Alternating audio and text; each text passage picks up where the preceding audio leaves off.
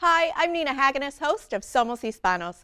I was able to take part in the first annual Solidarity Walk honoring Cesar Chavez, a crusader and activist for the social and environmental rights of farm workers.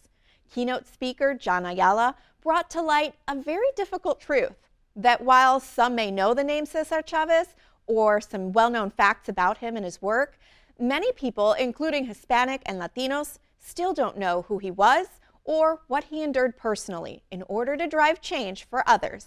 Let's watch. Today, thousands of farm workers live under savage conditions, beneath trees, and amid garbage and human excrement near tomato fields. Vicious rats gnaw at them as they sleep. They walk miles to buy food at inflated prices, and they carry in water from irrigation ditches. Child labor is still common in many farm areas.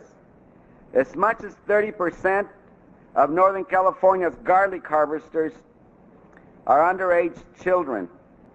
Some 800,000 underage children work with their families harvesting crops across America. Babies born to migrant workers suffer 25% higher infant mortality rates than the rest of the population. Malnutrition among migrant workers' children is 10 times higher than the national rate. Farm workers' average life expectancy is still 49 years, compared to 73 years for the average American. What should we know about Cesar? I started asking people I knew what they knew. Una mexicana de Bay City que tiene 22 años no conocía Cesar. 22 years old, and she did not know who he was. So what did I know? I know the basics that many of you know. I know that with Dolores Huerta formed a union. I know that there was a great boycott, that there was a 340-mile march. There was a lettuce boycott, and there was a hunger strike, 3 of them. There is, of course, much more to the story of each of these. In fact, there's much more we should know about Cesar. What I want to share with you today are the things that I learned as I prepared for today. Around 11 years of age, Cesar's father went to California to look for work and then sent for his family. The family leaves Arizona and they become migrant workers. This is when the family begins to suffer the indignities of being poor farm workers. They learned about the corruption of labor contractors, paying fees to get work that paid less than what was advertised, or when they got there, there was no work at all. Working for days with the promise to be paid at the end of the week, for the labor contractors to be nowhere in sight, taking their wages. When weights were used to determine how much they should be paid, the weights were often underreported. If you picked cotton, for example, it was by weight. And you might say, I have 130 pounds. And it's, no, the scale says you have 100. Or if it was piece count, you might say, I picked 12 baskets of potatoes. And it's, no, you picked 8. Many families cramped into a one-room shack with a dirt floor. No running water, no electricity, no heat, no air conditioning, sometimes not even windows.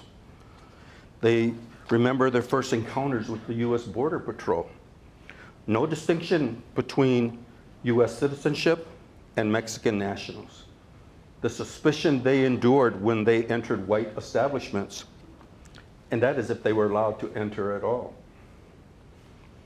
There was the direct impact of being migrant workers on the children's education. Cesar attended 37 different schools by the time he got to 8th grade, which was the highest formal education he achieved.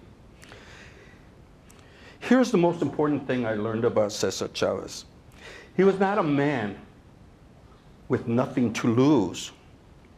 He was a man who gave up everything to fight for others. Cesar led a solidly middle-class life with his wife and 8 children. And for a while, they lived in a tent. Then they went to Delano, Helen's hometown. At least there they knew that they would have something to eat because there was family. So why would he do this? Remember his upbringing. His mother, her whole life, would give to those with less, even when she had little to begin with. He was also moved by the example of St. Francis of Assisi, who forfeited his riches to live and work among the poor. Perhaps his own words would help us to understand.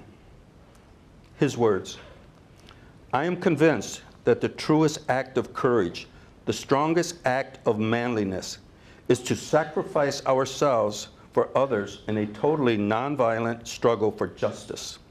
To be a man is to suffer for others." I think it's important just to learn about who he was and learn more about who he was as a person and what his work involved, instead of just knowing like the name and knowing more behind his story and why he did what he did. And I think the most important thing was knowing that it was nonviolent, which is usually the most productive type of work that you can do. And also the representation aspect. It's important to know that there's people out there that look like you that help pave the way for you and your family members, and just learning about the whole process in general and becoming familiar with these Hispanic figures that everybody should really know about. I think our young people need to know who Cesar Chavez was and what he stood for, and the values on the cause for mi gente, our people, that you can get an education and you can be treated right. So I really feel that we wanted to share that and bring that back, and Joe had a great idea. Let's do a walk. Yes. So. I mean, these kids today, they need something. They need role models. They need someone to look up to. And we don't see our faces, our people out there. Cesar Chavez is somebody who really pushed solidarity within not just the Hispanic community, but everyone, the Filipinos, everyone. And I think it's important to show our youth. We have to educate our young in the school. Like in the textbooks, in their lesson plans, there's nothing about Cesar Chavez. So not only do our K-12 students not know who he is, but our college and university students do not know who he is. And if I could just add, I think one of the most important things that we've learned is that we've all had families that have worked in the migrants. They've all had their hands in the dirt, and look who we become. We're educators, we're professionals, we have businesses, and we have to pass that forward to our next generation. Too often we think Cesar had nothing to lose, but he gave up everything to win, not for himself, but for others. So if we can learn the power of self-sacrifice, we'll be a much better society.